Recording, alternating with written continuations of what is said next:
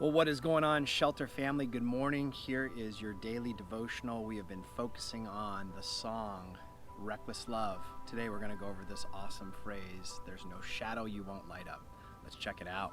Oh, the overwhelming, never-ending, reckless love of God. What is going on, everyone? Good morning to you guys. So glad that you're joining with us. You know, this song has been so instrumental for so many of us. As I had mentioned earlier, you know, my son came back from camp a few weeks ago and he just said, "Dad, my favorite song of all time now is this." And he has a plethora of music in his collection.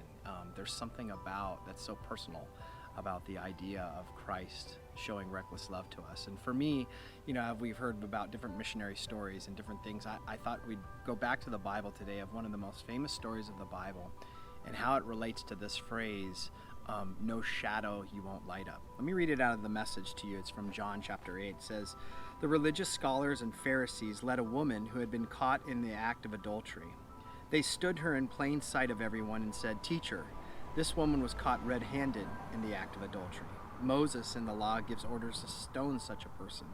But what do you say?' So they were trying to trap him into saying something incriminating so they could bring charges against him. Jesus bent down and wrote with his finger in the dirt. They kept at him, badgering him. He straightened up and said, 'The sinless one among you, go first. Throw the stone.'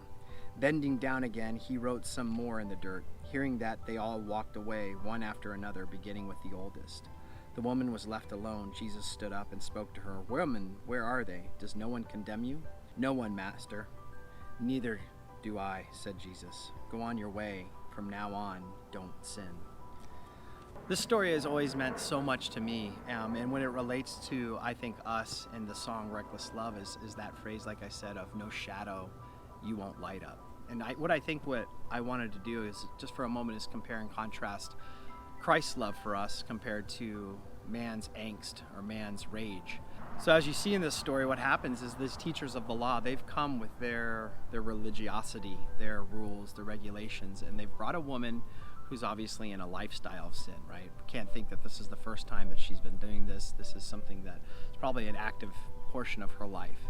And so what they want to do here is they want to bring this woman out. And if you look into commentaries, many commentaries say that they brought this woman out naked, right in the act of adultery. If you really go there with your mind, that's pretty graphic, right? So they bring her out, and what do? She's hiding, she's doing what she's doing in the shadows. And they bring her out to expose her, to embarrass her, to shame her, to put her down, right? And what I love in what Jesus did is he didn't even really pay attention to the religious leaders, right? He's riding on, he's kind of passive aggressively saying, listen, what your whole motive behind all this, it really doesn't matter at all. But in the same moment that Jesus does this, where he's saying, hey, it doesn't matter at all, what is he really doing to this woman?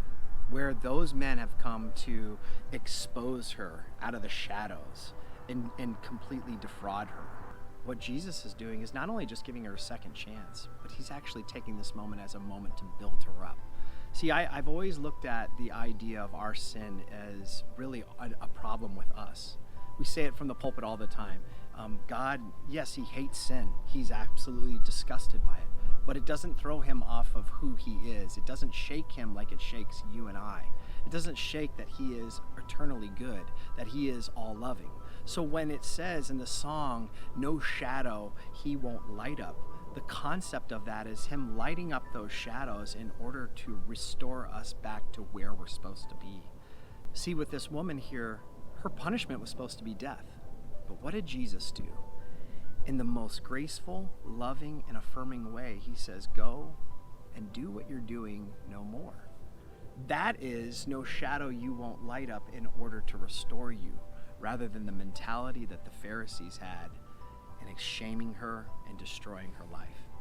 And I know for me personally, this is something that's become kind of a mantra for me, not only in the way that I deal with individuals, my family members, and those that have hurt me or possibly done wrong, but also how I look at myself when I fall. Rather than me fighting and going into the shadows, why am I not just confident in the fact that he's going to light that shadow up in order to restore me, in order to bring correction, but in order to bring love? want you to carry that with you as you go throughout this week. Maybe you might need to rethink how you're going to address someone today. Maybe you're going to have to rethink how you look at yourself in the mirror. He lights up the shadow with the idea of exposing our weakness so that we might fall into his grace. I hope this means as much to you as it means to me.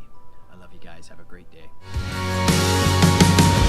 There's no shadow you won't light up, mountain you won't climb up, coming after me. There's no wall you won't kick down, lie you won't tear down, coming after me.